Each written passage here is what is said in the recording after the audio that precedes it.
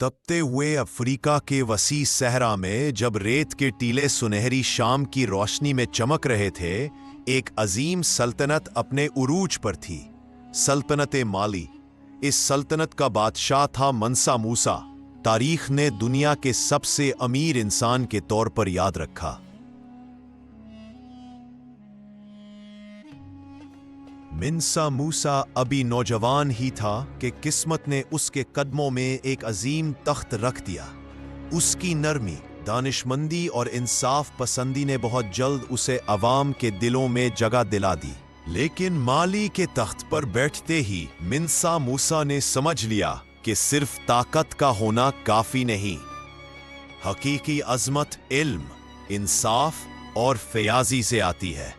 माली में सोने की कानें इतनी थीं कि कहा जाता है अगर माली के किसी दरिया के पानी को छानो तो सोना ही सोना निकल आए।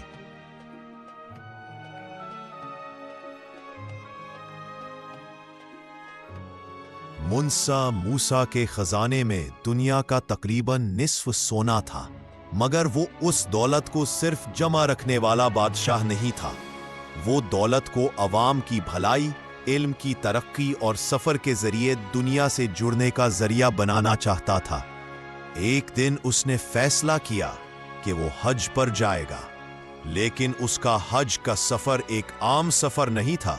ये सफर तारीख का सबसे शानदार, दिलफरीब और नाआबले फरामोश सफर बनने वाला था। मंसा मूसा ने ऐसा शाही काफिला तैयार किया जिसे देखकर लोग हैरान रह जाते। 80 ऊंटों का काफिला, जिनमें हर ऊंट पर कम अज कम 300 किलो खालिस सोना, 60,000 आदमी, 500 गुलाम, जिनके हाथों में सोने से भरे तख्ते थे। इसका काफिला जैसे सहरा का चलता फिरता शहर। जब काफिला निकलता तो दूर से देखकर लगता जैसे रेत के समंदर पर कोई सुनहरी दरिया बह रही हो।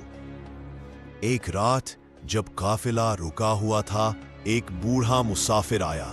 वो कहने लगा, ए बादशाह, तू इतनी दौलत लेकर कहाँ जा रहा है? मंसा मूसा ने मुस्कुराकर कहा, दौलत अल्लाह की नेमत है और नेमत का बेहतरीन मसरफ लोगों की खिदमत है। मैं दुनिया को बताना चाहता हूं कि माली की सरजमीन अमन, इल्म और फयाजी की सरजमीन है। बूढ़े मुसाफिर ने जवाब दिया, फिर तो यकीनन कामयाब लौटेगा, क्योंकि जो दिल से देता है वही हकीकी बादशाह होता है। दिन गुजरते गए। शदीद गर्मी, तूफानी हवाएं, पानी की कमी, लेकिन मंसा मूसा के हौसले कभी कम न हुए।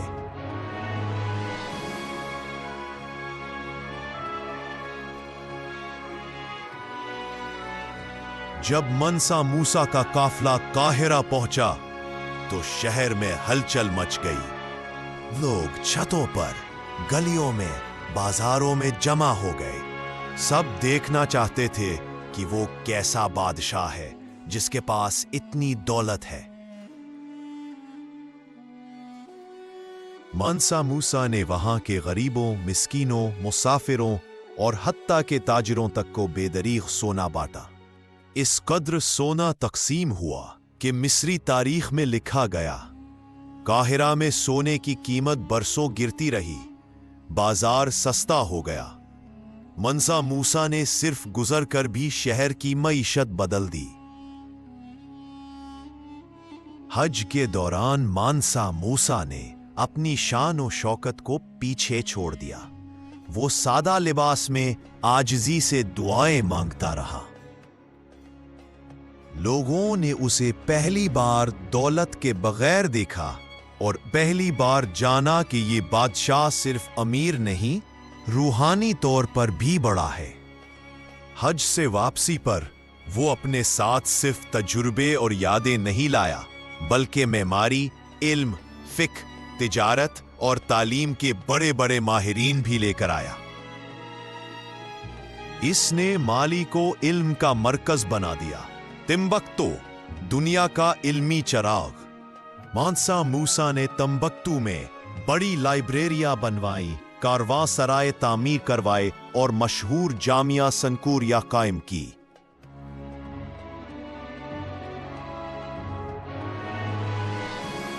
ये यूनिवर्सिटी सदियों तक इल्म का मरकज रही, जहां से हजारों तालिबे इल्म पढ़कर निकले।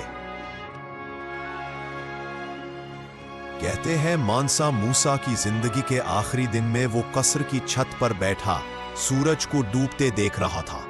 उसका वजीर करीब आकर बोला, जहान के सबसे अमीर बादशाह, क्या तुम खुश हो? मानसा मूसा ने आसमान की तरफ देखा और कहा, जो कुछ भी था अल्लाह का था, मैंने सिर्फ उसे आगे पहुंचाया है। अगर एक भी इंसान की जिंदगी बदली है तो यही मेरी असल दौलत है।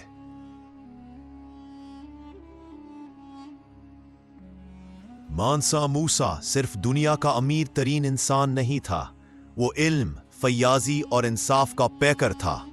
इसने हज के सफर में इतनी दौलत बांटी कि कई मुल्कों की मईशत बदल गई। वापसी पर इसने माली को इल्म और तहजीब का मरकज बना दिया।